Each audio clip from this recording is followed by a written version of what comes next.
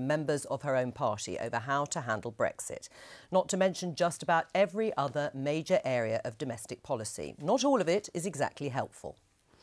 Brexit continues to be the big source of public disagreement. The chair of the European Research Group, Jacob Rees-Mogg, said that he was biting his tongue over Philip Hammond's future, whom he accused of disagreeing with government policy. While former Northern Ireland Secretary Theresa Villiers said the government's policy on Brexit was in danger of selling out, all the people who voted to leave. But that's not the view of everyone in the party. Anna Soubry tweeted, "A small group of ideologically driven hard Brexiteers must not be allowed to ruin the UK." And Climate Change Minister Claire Perry is revealed to have sent a message calling critics of the government over the EU divorce bill swivel-eyed men. And it's not just Brexit that's been providing her critics with ammunition. Former Minister Robert Halfon told the BBC we need to have less policy making by tortoise and more policy making by lion, because we have to be radical.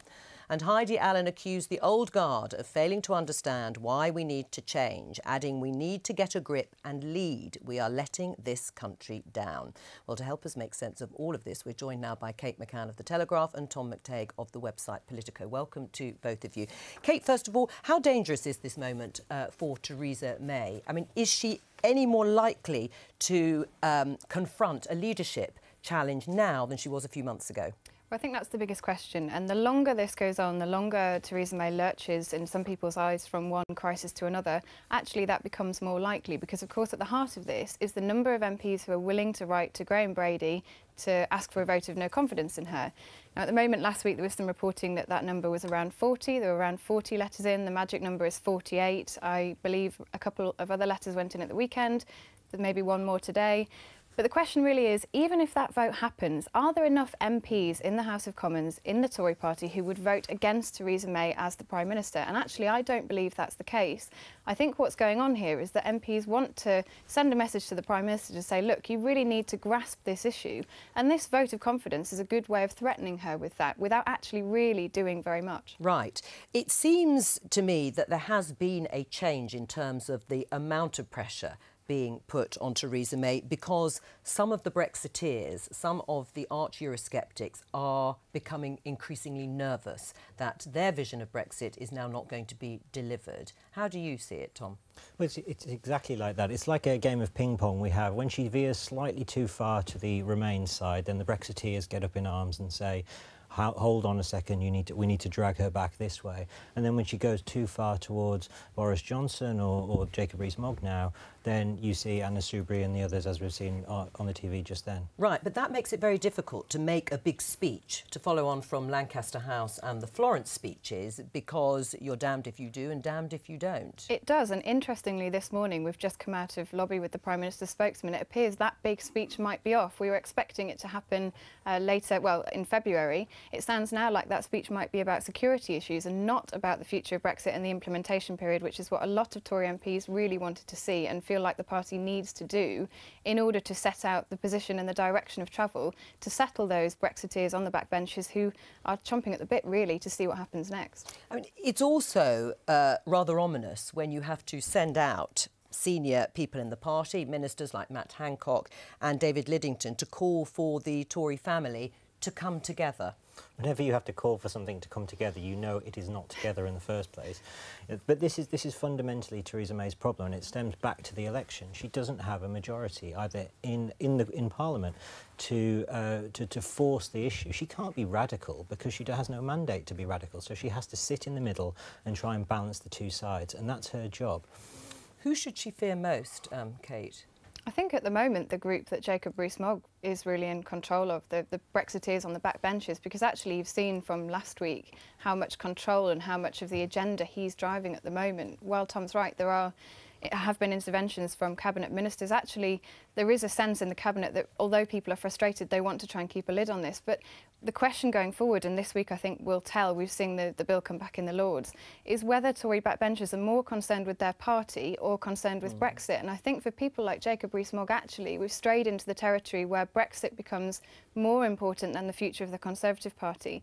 And when that becomes the case, that's very problematic for a Prime Minister who's at the moment relying on the fact that no one really wants to see a leadership contest because of the confusion and the chaos that would cause. Tom and Kate, thank you very much. Well, let's have a listen now to the Conservative backbencher Johnny Mercer, speaking this morning at an event discussing the future of the Conservative Party, and we do apologise for the quality of the audio.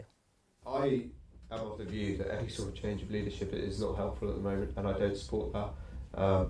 But I do think the window is closing, because politics can be quite a brutal game. You know, the Prime Minister talks about things that are brilliant, you know, around intergenerational unfairness. We've touched upon, as we've said, housing and so on. But we have to deliver them. You can't just always talk about the speech outside number 10 Downing Street, which was very, very good. Well, that was Johnny Mercer. Do you agree with him that the window is closing on Theresa May to actually get a grip of her leadership? No, I don't. Look, it is obvious that the lack of a strong parliamentary majority is making things difficult for the Conservative Party at the moment. That is true. But the way to deal with that is not, to lurch and do something sort of ill thought out. The way to deal with that is to continue delivering on what we've been delivering. You know, before this, I was looking at some of the economic statistics. You know, unemployment down to its lowest level in 40 years. You know, median wages starting to pick up, inflation starting to come down. We're actually doing a lot of good things. Right, so what do you say to your colleagues? I mean, there are reams of them who have been either briefing the newspapers or tweeting out on all sides saying that she hasn't got a grip of the leadership and that she needs to do something about it. What do you say to them? What I say to them is what I'm about to say to you, which is we need to work together at all levels of the party to make sure we start delivering the things that Johnny was talking about. And yes, I accept his point that yes, delivery is more important than just saying something, but we're actually doing those things. And let's work with the cabinet ministers, work with the departments, and let's show the country that we can deliver the changes this country needs. Why are so many of your colleagues not convinced by Theresa May's leadership? I mean, you listen to Jacob Rees-Mogg, who is also... Well, I mean, is there something that you're missing or that they are? I think that sometimes in politics, and I've only been an MP for 7 months, but I've watched politics for a long time, MPs will brief or occasionally brief on an unattributed basis newspapers on Sundays. Well, these are not unattributable. They're all very happy to put their name to it all. Well, you've mentioned about 4 or 5 people. The important thing is that the vast majority of the Conservative Party is still behind the Prime Minister. And that has not changed today. Right. We've got both sides here briefing. You've got everybody from Nicholas Soames, yes, to Johnny Mercer, to Heidi Allen, to Jacob Rees-Mogg, to Bernard Jenkins, to Nicholas Bowles. I mean, I could go on and on and on. They are from across the spectrum within the Tory party, and they are not afraid to put their names to the criticisms they have. Robert Halfon has said that she needs to go from being a tortoise to a lion. Are they all wrong? Well, I think that when you're a Conservative Member of Parliament, you have a duty to also talk about where you think the party can improve and where you think the government's going. But actually, if I recall correctly, I don't think any of those people have said they're sending a letter into Graham Brady or doing any of this stuff. So actually... Well, we don't know, do we? Well, no, we don't know. And so that's why I think when Kate was saying earlier that, oh, there have been 40 letters, well, actually nobody knows. So I would treat that with a very, very large pinch of salt. Right, so you don't think it's been anything like that number of letters? Well, I don't know, but what I can say is that very, very few colleagues have said, oh, I've sent in a letter, or have even intimated that that's what they're going to do. What they seem to be saying is they're trying to say, look, the government has some laudable aims, let's deliver on those, and let's work together as a Conservative family to start delivering. Do you despair at the moment? As you say, you only came in 6 or 7 months ago.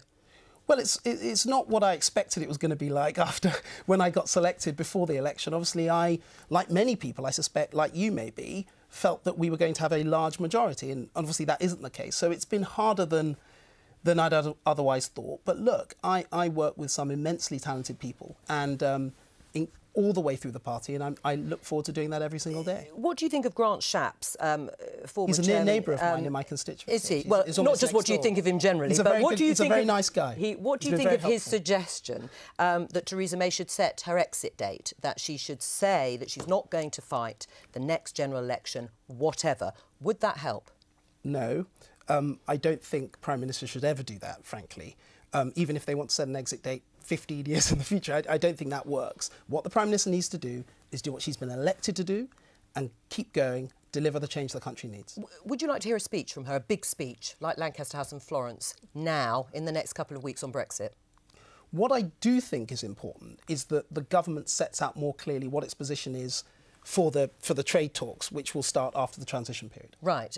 Kat, listening to all of that and having no doubt read the papers and the numerous tweets about Theresa May's leadership, why isn't the Labour Party further ahead in the polls? They're still neck and neck. I thought it was really interesting, the conversation that you've just had, because it strikes me that the problem that Theresa May has is that she lost her parliamentary sort of majority at the general election, but she never really had a mandate within the Conservative Party, because, of course, there never was a leadership election. So why is Jeremy Corbyn and the Labour Party not miles ahead in the polls? I think the Labour Party's polling is I think quite good. Well, it's neck and neck with the Conservative Party. Neck. Would you expect them to be further ahead, having listened to all of that? I mean, given that it wasn't that long ago that I remember Diane Abbott was on the Today programme saying we'd close the polling gap with the Conservatives by the end of the year, and of course we did. But that was laughed at the time. I think the Labour Party has come ahead in leaps and bounds in terms of polling, but really the only poll that ever really matters is a general election. Let's leave it there.